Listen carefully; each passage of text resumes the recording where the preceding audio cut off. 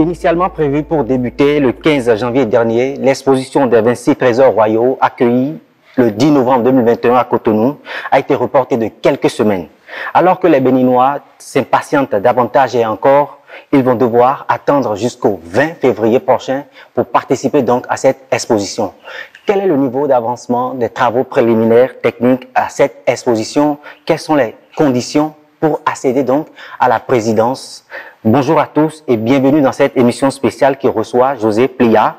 Il est le chargé de mission du chef de l'État pour le patrimoine et le tourisme. José Plia, bonjour et merci de nous recevoir. Bonjour. J'anime cette émission avec Anita Marcos. Anita, bonjour. Bonjour Paul.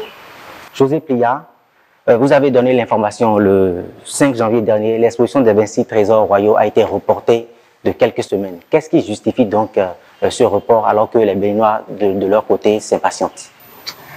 Ce qui justifie ce report, c'est que l'exposition que les Béninois vont découvrir est très spécifique, très originale. Ce n'est pas que les 26 objets qu'ils vont découvrir. Ils vont découvrir, et c'est une volonté forte du chef de l'État, à la fois les 26, mais également 106 œuvres de 34 plasticiens béninois contemporains. L'idée pour le chef de l'État, c'est que le passé doit servir à irriguer et à montrer aussi la réalité, la vitalité du présent. Il fallait montrer les 26, on viendra les voir, mais profiter de ce que on vient de découvrir, ces 26 objets, pour raconter aux Béninois que depuis 3 siècles, la créativité n'a jamais cessé. Et aujourd'hui, elle est éclatante avec ces 34 plasticiens qui vont être mis en regard, en parallèle, en continuité de la présentation des 26 objets. L'exposition des 26 était prête pour le 15 janvier comme prévu.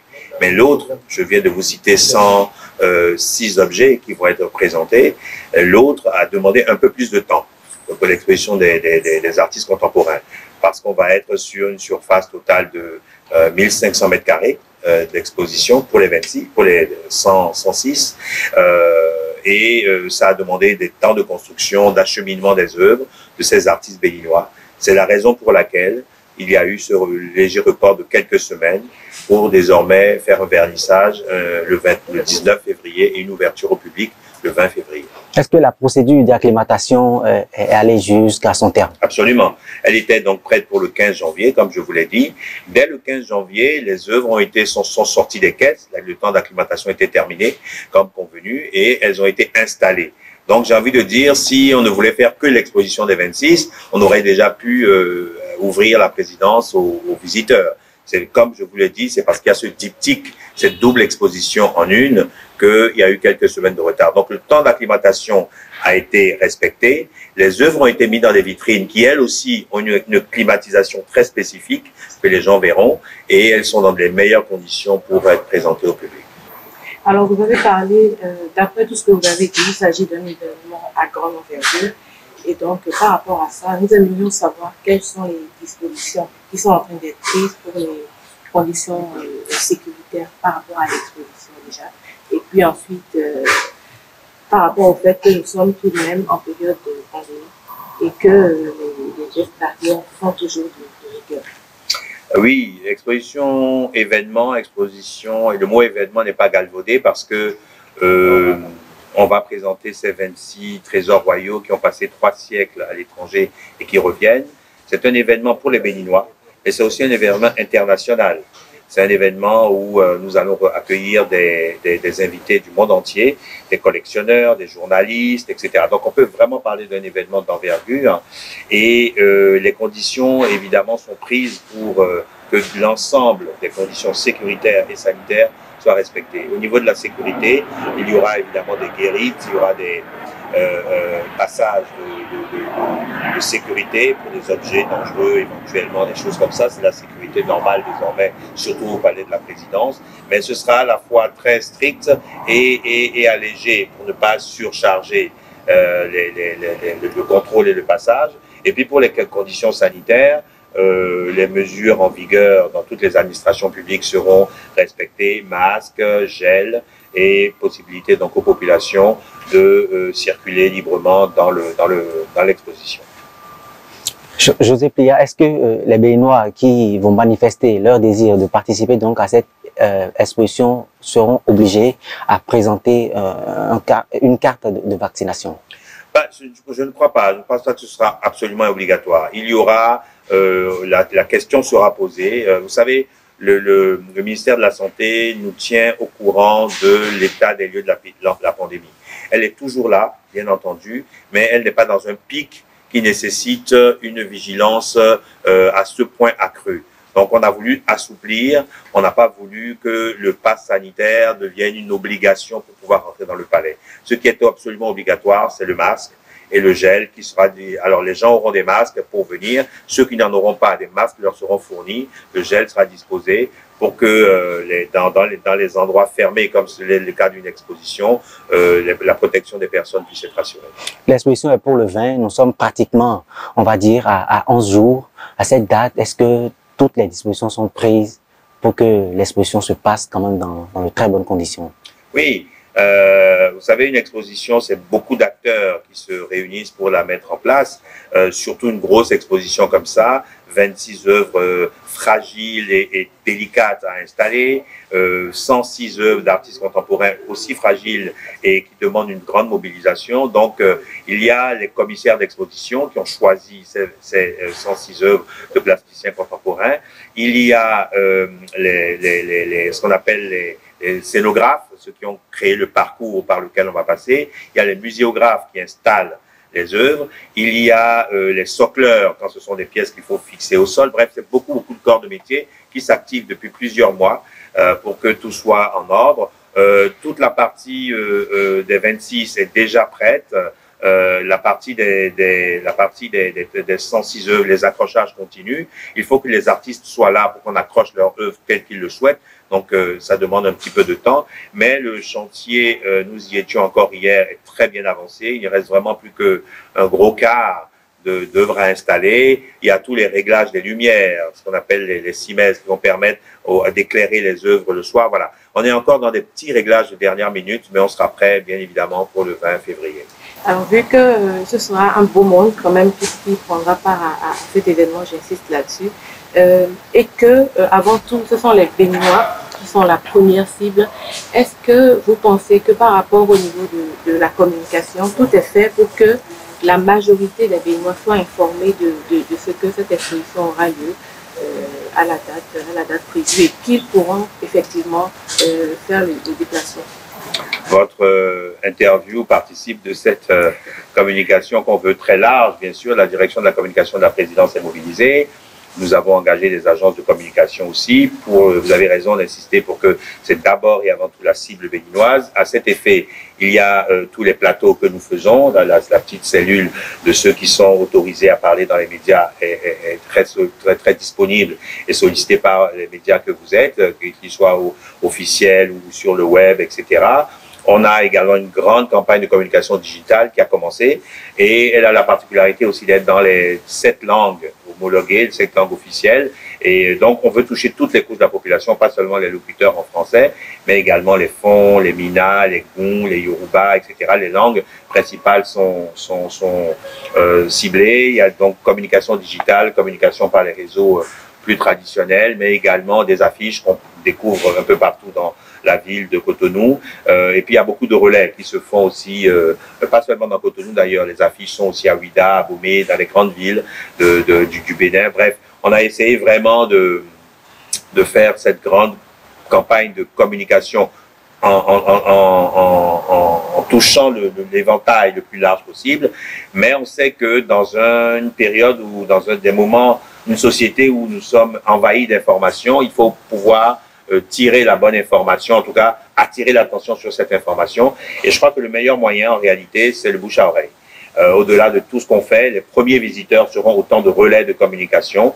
Et c'est pour ça que nous allons bien les chouchouter pour qu'ils puissent être de bons ambassadeurs et inciter les familles, les écoles. Beaucoup, nous avons parlé de communication. Le ministre du Tourisme a fait un lien avec ces 3 homologues des ministères de l'enseignement supérieur, secondaire et primaire, pour que les écoles et les universités soient mobilisées, que des bus scolaires amènent les enfants, voilà. Et les enfants seront autant de porte-parole auprès de leurs parents il y aura un effet. Et je rappelle que l'exposition est là à partir du 20 février ouvert au public jusqu'au 22 mai. Donc on a 3 mois avec des horaires d'ouverture qui seront jeudi, vendredi, 15h30, 18h30 et samedi, dimanche, 10h, 18h30. Vous voyez, donc ça donne quand même dans la durée le temps aux populations de se mobiliser et de venir nombreux.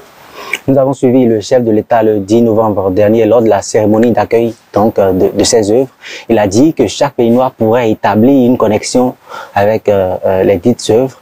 Qu'est-ce qu'il y mettait selon vous, puisque les musulmans pourraient toutefois se sentir un peu écartés donc de cette logique, vu que ces œuvres ont été pillées dans les palais d'Abomey?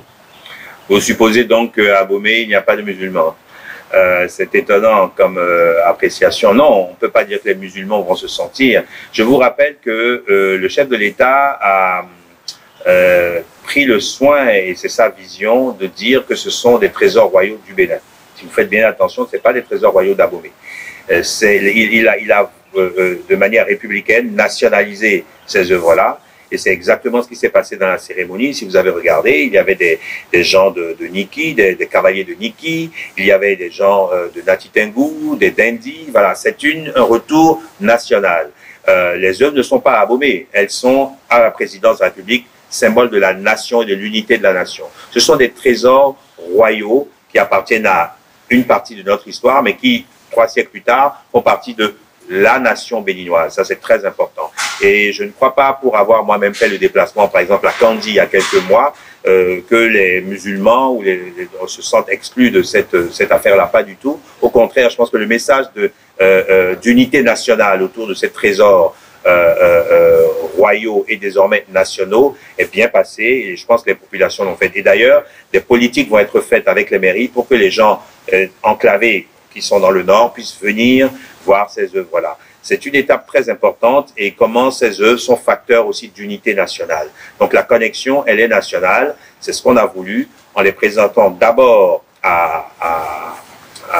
au Palais de la Présidence de manière forte, en lien toujours avec les artistes contemporains. Et dans les artistes contemporains qu'on a mis, il y a des artistes de tout le territoire. Youssa Takora est un artiste du Nord, il y a des artistes du Centre, des artistes du Sud. Donc voilà, cette idée de l'unité nationale et de la relation entre le passé et le présent est très présente dans cette exposition et dans la vision du chef de l'État. La procédure d'exposition expose certainement d'autres étapes. Après cette exposition, Anita, nous allons parler de l'après-exposition. Alors, après l'exposition, quelle sera donc la destination des œuvres, puisque on suppose que c'est pour protéger un peu ces œuvres-là, qu'il n'y aura pas une exposition délocalisée à chaque fois. Donc, après l'étape Cotonou, quelle est la prochaine destination? Alors, les 106 œuvres contemporaines, elles, vont retourner dans les ateliers ou auprès des collectionneurs qui les ont prêtées pour les artistes contemporains. Et les 26 doivent aller au fort portugais de Huila.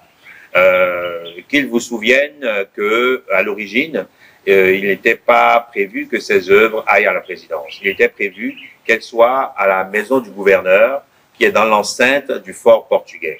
Parce que c'est un musée, ça a été transformé en musée, les normes de sécurité y sont, et elles devaient patienter là, ouverte au public, bien sûr, hein, ce fort portugais, et elles devaient patienter là le temps que le musée d'Abomey, qui est leur destination finale, soit terminé. Il sera terminé d'ici 2 ans, ce musée d'Abomey. Donc, c'est parce qu'il y a eu cette vision d'un diptyque, et comme je vous dis, de 26 œuvres en regard de 106 œuvres, que le palais de la présidence, la salle des fêtes et la salle du peuple de la présidence sont les seuls grands espaces, 1500 mètres carrés, 2300 mètres carrés au total. Il n'y a pas d'autre surface au Bénin qu'à la présidence. C'est là que, comme il y a eu cette volonté de faire cette double exposition, on a dit, OK, avant qu'elle n'aille au fort portugais, à la maison du gouverneur, présentons-les au palais de la présidence. Et puis, fin mai, les 26 iront donc au fort portugais, qui sera lui aussi terminé, complètement terminé. La maison du gouverneur est prête, mais le fort portugais, c'est plusieurs ensembles, et notamment, à l'arrière du fort, il y a le musée international de la mémoire de l'esclavage, qui est en cours de finition. On ne voulait pas non plus présenter les 26 dans un site encore en chantier. Donc, le mime sera terminé, Musée international de la mémoire de l'esclavage. Les 26 œuvres iront au fort portugais. Et donc, pendant juillet-août, pendant les grandes vacances, on pourra continuer à aller les voir.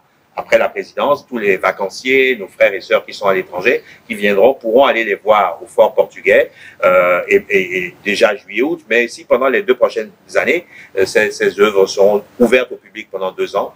Et évidemment, dans 2 ans, quand le musée d'Abomey, musée de l'épopée des Amazones et des rois et reines du Dahomey sera terminé, les œuvres partiront de Ouidah vers Abomey, leur destination finale. Pour ces 2 années, je ne vous l'apprends pas, les Béninois attachent, le président notamment, attache une valeur très capitale à ces œuvres. Et quelle est donc la politique de sécurisation qui est prévue pour garantir l'intégrité de ces œuvres durant leur séjour à Ouidah? Oui, alors à Ouidah, d'abord on est dans un fort, donc qui dit fort dit fortification, les hauts murs, les murs du fort, les travaux qui sont entrepris au fort depuis 2 ans ont visé à lui redonner son intégrité d'origine. Du coup, les murailles du fort ont été rehaussées, hein, comme c'était au XVIIe, XVIIIe siècle. Les normes de sécurité ont été également prises. Il y aura évidemment des systèmes d'alarme, il y aura des vigiles, il y a le commissariat de Ouidah qui est juste à côté. Bref, en termes de sécurité extérieure, les choses sont faites, mais ce qui nous importe aussi beaucoup, c'est la sécurité et l'intégrité des œuvres elles-mêmes. Et pour ça, pour qu'elles ne soient pas dégradées, elles sont fragiles. C'est 3 siècles d'histoire. Vous avez la tunique d'une Amazone qui est présente. Les tissus se dégradent très vite. Et bon, donc c'est une œuvre, par exemple, qui n'est jamais montrée entièrement. Il y a des périodes où on la montre et le reste du temps, elle est dans le noir pour que la lumière n'éclabousse pas. Oui, ça, cette sécurité, elle est encore plus importante que la sécurité contre les vols ou des choses comme ça, qui, elle, est quand même bien garantie. Et vous voyez, en fait, l'idée, la meilleure sécurité extérieure qu'on peut donner à des œuvres du patrimoine, c'est justement leur médiatisation extrême. Elles appartiennent à tous les Béninois, donc c'est tous les Béninois qui sont en veille pour qu'elles soient protégées. Donc de ce point de vue, on n'a pas trop d'inquiétude, mais on veille surtout à ce que la climatisation spécifique, l'hygrométrie comme on dit, qui permet de les garder dans la température, soit extrêmement présente. Si jamais, par exemple, il y a des coupures de courant à Ouidah, il y a des relais avec des groupes électrogènes qui sont prévus pour que jamais la bonne température pour la protection des œuvres ne soit entamée. Alors, nous avons remarqué que le président de la République, malgré le fait qu'il ait quand même réussi à récupérer ces œuvres dont nous parlons, a mis un point d'honneur sur ce qu'il faudra quand même récupérer, le reste de ces œuvres-là. Qu'est-ce qui est en train d'être fait?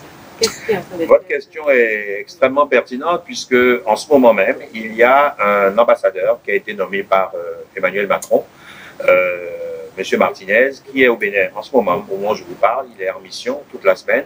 C'est réfléchir ensemble quels autres objets peuvent revenir, dans quelles conditions législatives, de droit, à la fois droit privé et droit public, quelles lois doivent être prises spécifiquement pour ce retour. Emmanuel Macron a tenu parole, son ambassadeur est là en ce moment, il fait des consultations et nous allons ensemble travailler avec le comité restitution qui est en place et tous les services du ministère du Tourisme et de la Culture pour réfléchir ensemble les actes de cette prochaine étape. Donc elle est en route, elle est en marche. On sent une certaine fluidité dans la collaboration entre le Bénin et la France. Est-ce qu'il serait loisible pour les Béninois de penser que le chef de l'État, Patrice Talon, a dû faire des concessions pour que son homologue français puisse laisser ces œuvres-là rentrer au Bénin? Vous savez, la bataille pour la restitution date du lendemain des indépendances. Dès les indépendances, nos premiers intellectuels, je pense notamment au philosophe Paulin Joachim, qui avait déjà fait des articles pour réclamer le retour des œuvres. Des grands cinéastes ont fait des films, je pense à Alain Resnais, qui a fait un film célèbre sur la nécessité pour la France de rendre ces œuvres. Et depuis les indépendances jusqu'à nos jours, il y a eu des activistes, des associations, des militants qui se sont battus pour que ces œuvres puissent rentrer. Et jusqu'à présent, tous ces efforts ont été des petites pierres qui ont accompagné. Pourquoi ça s'est débloqué? Ce n'est pas des concessions, c'est l'intelligence, et c'est la connexion et comment dire, l'alignement des étoiles qui fait que arrive au même moment. Je rappelle, vous le savez tous pour la petite histoire, que juste avant l'arrivée de Macron, sous la présidence Hollande, quand nous sommes arrivés aux affaires en 2016, Macron a été élu en 2017, mais dès 2016, un courrier avait été adressé à Hollande et à son ministre des Affaires étrangères, Jean-Marc Ayrault, pour demander les objets. Et ça avait été une réponse négative. Tout le monde s'en souvient. Un an plus tard, un nouveau président arrive, qui rencontre l'intelligence de notre président, et les choses peuvent se mettre en place. Donc, ce n'est pas des concessions, c'est que, à force de mettre des cailloux, d'insister, de ne jamais rien lâcher, et à un moment donné où les étoiles s'alignent, deux personnalités fortes entrent, sont dans l'intelligence, et surtout, on n'est pas dans on est dans la coopération. C'est ça qu'il faut comprendre. Pour la première fois, le président Talon a dit, nous voulons nos œuvres, mais nous ne les voulons pas de manière violente ou agressive, parce que voilà, le passé, c'est le passé. En revanche, il y a une maturité de notre part, il y a des musées de qualité au Bénin, on peut les conserver dans les meilleures conditions, on peut dialoguer. Et on a dit, on a besoin de vous. On a besoin de vous, vous devez nous les rendre, mais surtout, vous avez aussi le devoir de nous accompagner dans la restitution, parce qu'il ne s'agit pas de les rendre et de dire, bon, comment on fait, toutes ces histoires d'hygrométrie, de choses, de sécurisation, c'est aussi leur apport.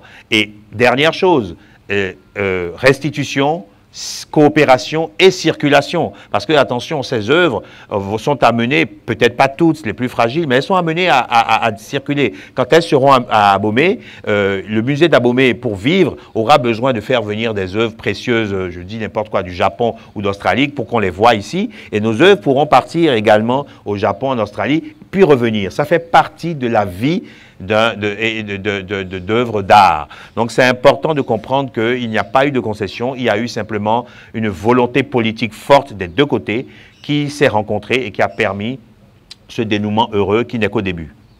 Alors pour revenir aux conditions de participation, je vais prendre en train de communiquer autour de l'événement. Est-ce qu'il y aura, quelle est la procédure pour s'inscrire, et puis est-ce qu'il y aura forcément des caisses obligatoires pour avoir accès à... Deux possibilités pour les Béninois. Ceux qui ont accès aux réseaux sociaux, les citadins urbains qui ont des facilités peuvent aller en ligne, s'inscrire. Il y a une plateforme, on prend en compte leur créneau de visite et ils sont attendus et ils peuvent faire la visite en toute quiétude. L'autre chose, c'est que nous avons une très forte population qui n'a pas accès à ces réseaux sociaux et qui voudra venir spontanément. Je passe devant le CNHU, je vois que, hop, j'ai 2 minutes devant moi, je vais m'arrêter. Ils sont les bienvenus. Il y a des parkings pour les motos, pour les voitures. Ils arrivent, ils présentent une pièce d'identité, c'est le b.a.-ba quand on entre dans un édifice public. Ils ont leur masque, ils rentrent. Donc vraiment simplicité, simplification pour permettre au plus grand nombre de venir visiter cette exposition. Pléya, nous sommes presque à la fin de cette émission. Un message à délivrer aux Béninois. Un message à délivrer aux Béninois, c'est celui de dire que le président de la République, le gouvernement ont tenu parole. Ils ont tenu parole dans l'engagement qui a été de restituer les œuvres, bien sûr, de les montrer au public, même s'il y a eu quelques petites semaines de retard, mais cette semaine était sûre pour encore mieux garantir la vision de ces œuvres-là et d'ouvrir sur le contemporain. Il y aura la possibilité pour les gens, je sais que les Béninois sont très fiers maintenant de leur présidence, de visiter la présidence, de prendre des photos dans les jardins. Les jardins de la présidence leur sont également ouverts pour découvrir à la fois ces 26 œuvres et les œuvres contemporaines. Nous sommes à la fin de cette émission. Je rappelle que nous étions avec José Pléya. Il est le chargé de mission du chef de l'État au patrimoine et au tourisme. Anita, merci beaucoup d'avoir animé cette émission avec moi. Merci, Bob. À bientôt pour un autre numéro.